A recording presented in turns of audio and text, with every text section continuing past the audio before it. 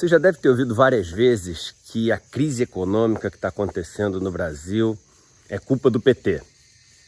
E o que tem de verdade e o que tem de mentira nessa história? Será que essa raiva que as pessoas têm em relação ao ex-presidente Lula, ex-presidente Dilma Rousseff, faz sentido ou não?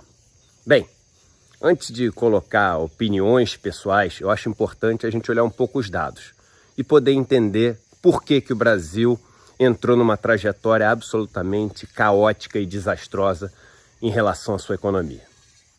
É curioso você perceber que essa crise que a gente vive hoje, ela tem data e motivos para começar. O que aconteceu foi uma tempestade perfeita entre 3 fatores especificamente, que aconteceram em 2014. De 2002, o começo do governo Lula, até 2013, o PIB brasileiro teve uma alta expressiva, uma média de quase 4%, 3,7% para ser mais exato. Há muito tempo a economia brasileira não tinha uma alta tão significativa. Se você considerar então que no meio desse período você tem a crise de 2008 e está contando nessa média, é realmente uma alta impressionante. Em 2014, você tem alguns fatores muito importantes que mudam essa trajetória. E o primeiro deles quase ninguém fala. As commodities, aquelas mercadorias que são negociadas com um preço meio que igual no mundo inteiro, como por exemplo as commodities agrícolas, a soja, o milho, o arroz, as commodities minerais, como por exemplo o ferro, o cobre, o minério de ferro, enfim, essas commodities tiveram uma queda expressiva em 2014. Uma das maiores que elas tiveram nos últimos tempos. Para vocês terem ideia, elas chegaram a cair quase 50% no período de um ano. E isso teve um impacto direto numa economia que tem o valor das suas empresas muito relacionado ao preço das commodities. Olha esse gráfico que impressionante. É o gráfico da Bolsa Brasileira em 2014, comparado com um índice que mede o preço de uma cesta de commodities no mundo. Um dos índices mais famosos, chamado CRB. É quase o mesmo gráfico, né?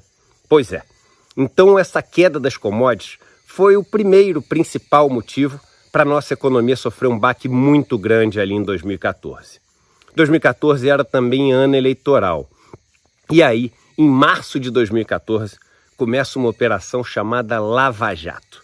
Uma operação que hoje em dia a gente sabe que teve sim fins políticos, mas que vai para cima de algumas empresas no Brasil que têm uma importância gigante para a economia.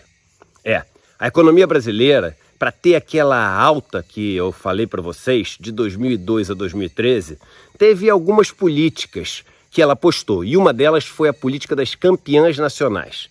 Pegar algumas empresas e concentrar nessas empresas muito poder econômico, fazer com que elas fossem as locomotivas, né? Aquelas que iam puxar a economia brasileira para frente. A Lava Jato vem e pega de frente, não só os executivos dessas empresas, mas as empresas em si. E aí, isso faz com que não só as empresas quebrem, mas com que haja uma quebradeira em série. É como se a gente pegasse a economia e a energia da economia fossem várias tomadas. E a gente decidisse fazer o seguinte, olha, vamos acabar com essas tomadas todas e concentrar em algumas poucas tomadas. E a gente pega essas poucas tomadas, joga toda a energia ali e liga nelas um filtro de linha. E nesse filtro de linha liga várias outras tomadas. As tomadas que ficaram são as campeãs nacionais e essas campeãs nacionais têm várias empresas que ficam ligadas nela, como um filtro de linha. Quando você desliga a tomada onde o filtro de linha está ligado, todas as outras empresas que estão conectadas ali perdem a sua energia. Pois bem, foi uma quebradeira em série. E há poucas semanas o Diese fez um estudo que mostrou, com dados, que o custo em investimentos da Lava Jato para o Brasil, por ter sido feito dessa maneira, sem focar somente nos executivos, atabalhoada, destruindo as empresas, esse custo foi de mais de 170 bilhões de reais em investimentos e mais de 4 milhões de empregos. Os dados são do Diese.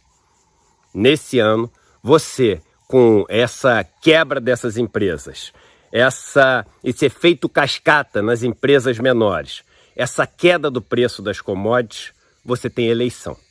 E aí, quando você tem a eleição, o governo, pressionado politicamente, resolve mudar drasticamente a sua política econômica.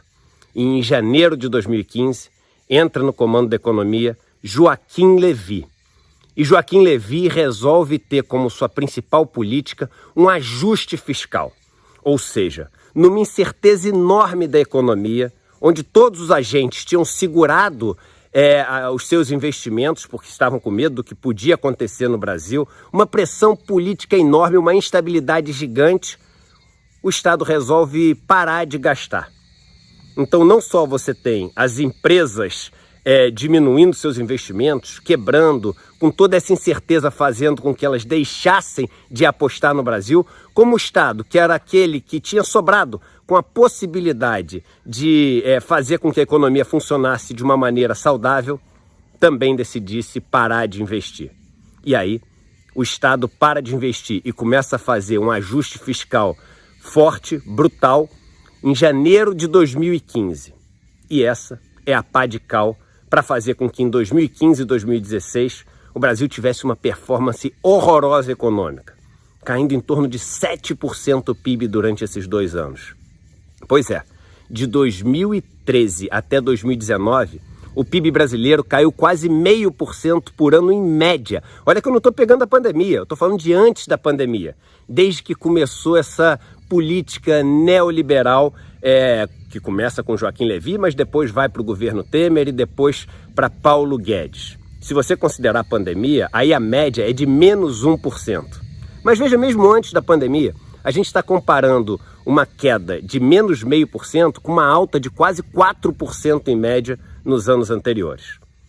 Jogar a culpa, então, no governo do PT não é totalmente justo. Talvez, sim, nesse último mandato Dilma, a escolha de Joaquim Levy e essa mudança drástica para uma política neoliberal tenha sido um erro enorme. Um erro que tem seus motivos, principalmente uma pressão política muito grande e uma tentativa de continuar no poder desesperada, mas um erro enorme. A verdade é que a política que estava sendo feita antes deu muito certo durante vários anos, até você ter a tempestade perfeita desses 3 fatores. Esses 3 fatores, sim, uma queda brutal nas commodities, uma operação lava-jato feita atabalhoadamente, que vai em cima das empresas e destrói as empresas. E, em cima disso tudo, uma política de austeridade fiscal, ou seja, colocar o Estado para gastar menos no momento de enorme incerteza, essa tempestade perfeita, sim, o grande motivo da gente estar aqui vivendo esse caos econômico.